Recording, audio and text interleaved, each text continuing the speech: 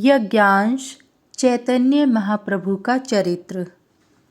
सूत जी ने कहा, मुने, इस प्रकार देवगुरु बृहस्पति देवताओं के उत्तम महात्म्य को कहकर अपने मुख से अपना अंश उत्पन्न कर ब्रह्म योनि में आविर्भूत हुए।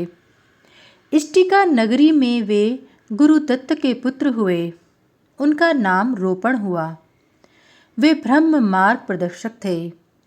उन्होंने सूत से गूंथी गई माला धारण करना, जल निर्मित तिलक लगाना और वासुदेव के मंत्र का जप करना आदि का जन जन में प्रचार किया। वे कृष्ण चैतन्य के पास आए और उनकी आज्ञा से उनका कंबल ग्रहण कर अपनी नगरी में आकर कृष्ण के ध्यान में रत हो गए। हे मुने, अब आप भगवान विष्णु का चरित्र सुने, जिस चरित्र के सुनने से घोर कलयुग में भी भय नहीं होता।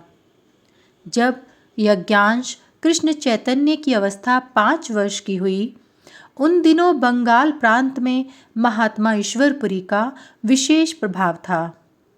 शारदा की उपासना से उनको विशेष सिद्धि प्राप्त थी, जिससे उनके मन में अहंकार हो गया था।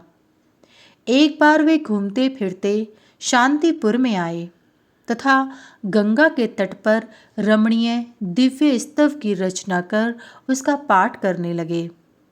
उसी समय उधर से चैतन्य महाप्रभु आ गए और उन्होंने स्तुति करते हुए महात्मा ईश्वरपुरी से कहा, महात्मन, आपकी रचना कुछ दोषयुक्त प्रतीत होती है। यह सुनकर वे विद्वान ईश्वरपुरी आश्चर्यचकित हो गए। सर्वमंगला शारदा ने अपने आत्मीय जन ईश्वरपुरी को लज्जित देखकर हंसते हुए कहा, यह साक्षात यज्ञांश हरि कृष्ण चैतन्य हैं। यह सुनकर ईश्वरपुरी उनके शिष्य होकर कृष्ण मंत्र के उपासक बन गए। वे वैष्णवों में श्रेष्ठ हुए और कृष्ण चैतन्य के सेवक हो गए। मुने, श्रीधर नामक एक शिव पूजक ब्राह्मण थे। पत्तन नगर के राजा ने उनसे श्रीमद् भागवत सप्ताह की कथा सुनी और उन्हें बहुत धन दिया। श्रीधर धन लेकर राजा के यहाँ से चलकर अपने ससुराल आए। वहाँ 1 मास तक निवास करके स्त्री के साथ पुनः घर की ओर चल पड़े। उनके साथ साथ 7 चोर मैत्री के विश्वास के लिए भगवान राम की शपथ लेकर किंतु बुरी नीयत से चलने लगे।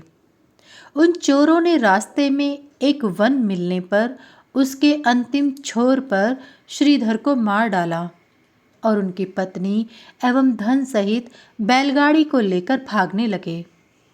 उनकी पत्नी बार बार पीछे देखने लगी।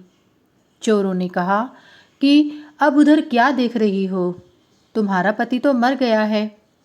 इस पर विप्र पत्नी ने कहा कि मैं उन भगवान राम को देख रही हूँ जिनकी तुम लोगों ने शपथ ली थी।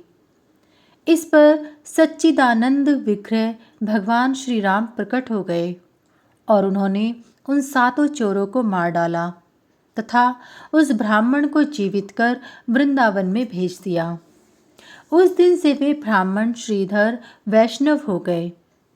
यज्ञांश श्री कृष्ण चैतन्य के 7वें वर्ष में उन्होंने शांतिपुरी में चैतन्य देव के पास जाकर ब्रह्म ज्ञान को प्राप्त किया और उनके शिष्य हो गए। फिर उन्होंने श्रीमद् भागवत की टीका की।